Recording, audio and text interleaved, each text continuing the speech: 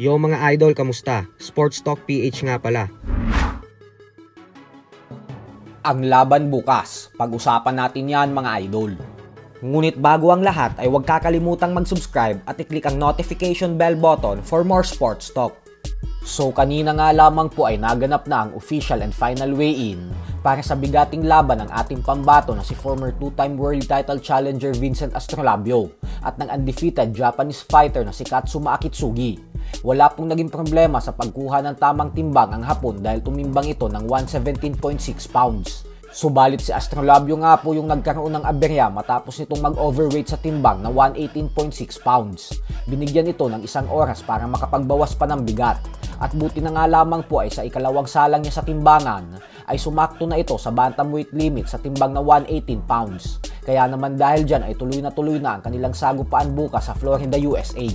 Napakabigat na hamon po nito para kay Astrolabio, lalo pat may napakalinis na undefeated record si Akitsugi na 13 wins with 3 knockouts at walang talo. Hindi naman gaanong kalakasan ang suntok ng Japanese fighter na ito, pero magaling po ito sa puntusan. At yan po ang kahinaan ng karamihang Pinoy fighters, kaya masusubukan talaga dito si Astrolabio. Bukod sa pagkakataon na baklasin ni Astrolabio ang napakalinis na record ni Akitsugi, ay ito na din ang oportunidad niya upang ipagigante ang mga Pinoy fighters na tinalo ng Hapon na ito.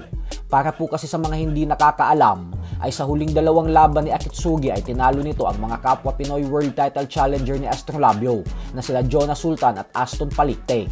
Kaya naman suportahan po natin si Astrolabio sa laban niya na ito. Sa kabilang banda naman mga idol ay kung atin nga pong matatandaan ay dating magkaaway ang Pinoy boxing legend former 4 division champion Nonito Donaire Jr. at ang MP Promotions President Sean Gibbons, kung saan may mga panahon pang nagkasigawan pa ang mga ito. Ito yung mga oras na magkasangga pa si Gibbons at Casimero at umatras si Donaire sa unification fight nila ni Cuadro Alas. Nang dahil sa hindi nito nagustuhan ang mga ginawang pantatrash talk ni Casimero at Gibbons sa asawa niyang si Rachel. Pero ngayon nga po ay nagkaayos na si Gibbons at Donaire at nasa mabuti na ang kanilang relasyon. At kahapon nga po ay pinakita pa ni Gibbons ang kanyang buong suporta kay Donaire para sa paparating nitong world title fight kontra sa Japanese fighter na si Seiya Tsutsumi. Nagsagawa na po ng official announcement ang Japan kahapon para sa laban na ito.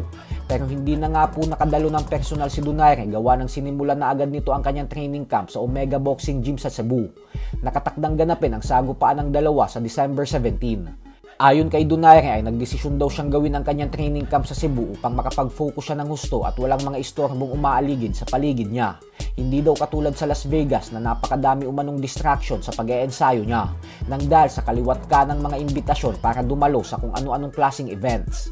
Suportahan po natin si Donaire sa laban niya na ito, lalo pat pagkakataon niya ito upang basagin ang record ni Manny Pacquiao bilang oldest Filipino boxing world champion. So hanggang dito na lang po muna tayo mga idol. Sports Talk PH